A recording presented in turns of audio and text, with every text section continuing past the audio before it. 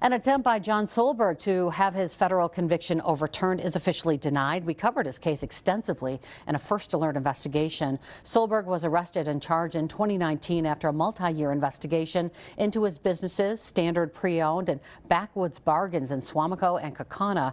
Investigators say he forged titles and sold cars but kept the money instead of paying the owners of the vehicles.